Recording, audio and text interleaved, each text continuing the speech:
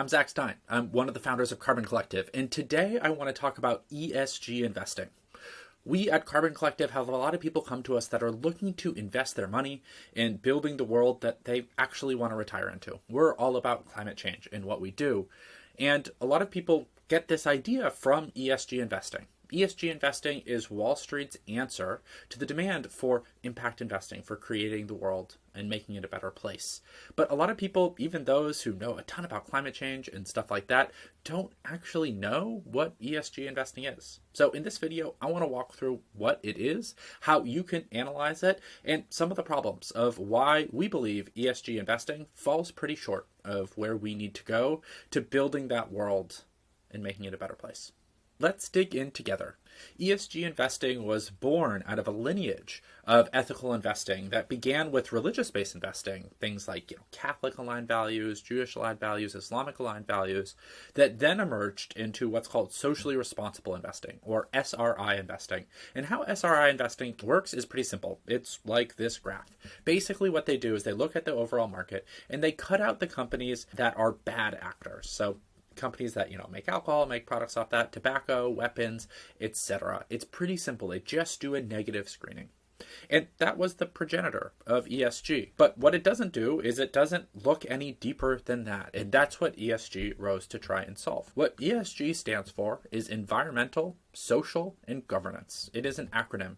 And basically how it works is ratings agencies will come in and they will rate companies like ExxonMobil. They will rate them across all of these different categories in environmental, all of these different categories in social, and all of these different categories in governance. They'll either give them like a letter ranking, like A through F, or they'll give them a rating on a 1 to 10 scale.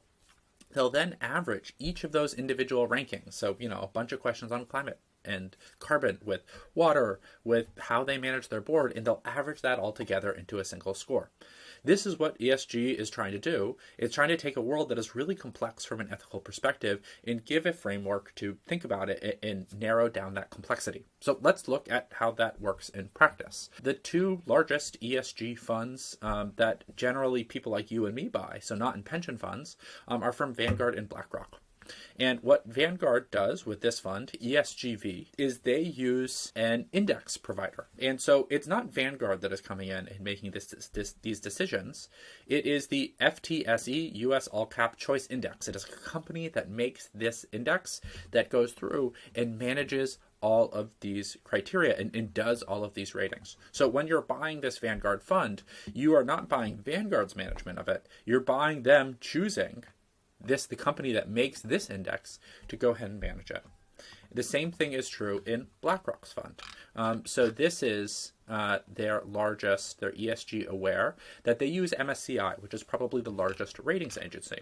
And they show a little bit more with their sustainability characteristics and also their business involvement of what they take out, zero thermal coal, zero oil sands. That's great.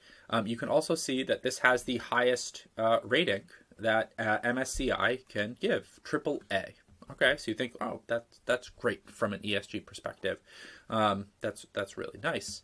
The problem is there's no way to see behind what leads to that rating, because when we go and we look in to what is actually in this fund, we can see if we search for a company like Exxon, the largest oil company in the world, is 0.61% of this fund. All right, Chevron, okay, almost 0.5% of it.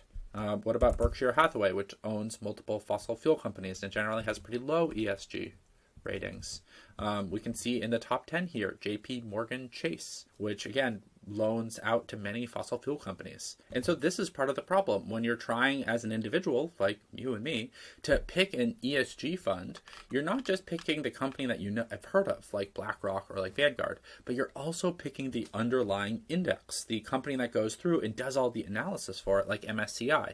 But BlackRock pays MSCI a lot of money for this. So they don't actually show any part of their methodology. You don't get to see the ratings or what goes into it. So you're basically having to say, okay, BlackRock, I trust that you chose MSCI to fit my values. And that's where things get pretty tricky. The number one issue, according to a report from Dimensional Funds, for people and managers that are choosing ESG related topics is climate change. It is greenhouse gas emissions, with another number 2 being clean energy and renewables.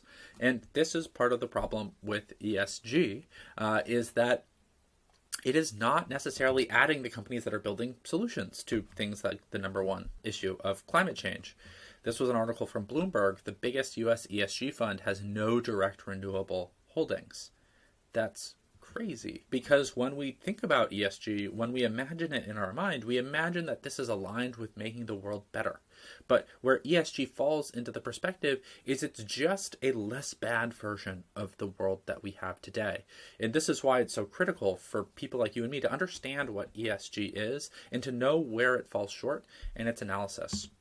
The problem with ESG is that there's no kind of uniform ratings. It's, people that are ESG advocates like to say that it's in its infancy, but it's going to be pretty tough to get these together. So this is from that same report with dimensional analysis. And what you can see is they compare it to a mature rating system. So the credit system, this is like from Moody's and S&P. This is a company's credit worthiness. Are they AAA, AA? This is when they issue bonds. How likely is that bond to be paid back? And you can see that it's very tight, the ratings agencies. They tend to agree across some of these major companies. They're not spread out that much. The same is not true for ESG. Let's look back at ExxonMobil. Here, provider 1 gives ExxonMobil a 90 out of 100, whereas others go as low as 50. Or Berkshire Hathaway, some give it a 10 out of 100, and this one is up to 70 with it. And so that's the problem, is you don't actually know.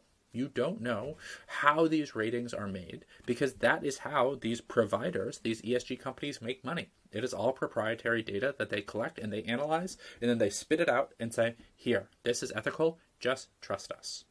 So that's why at Carbon Collective, we've taken a different approach in how we build. And if you want to learn more, you can check out our other videos or our website at carboncollective.co.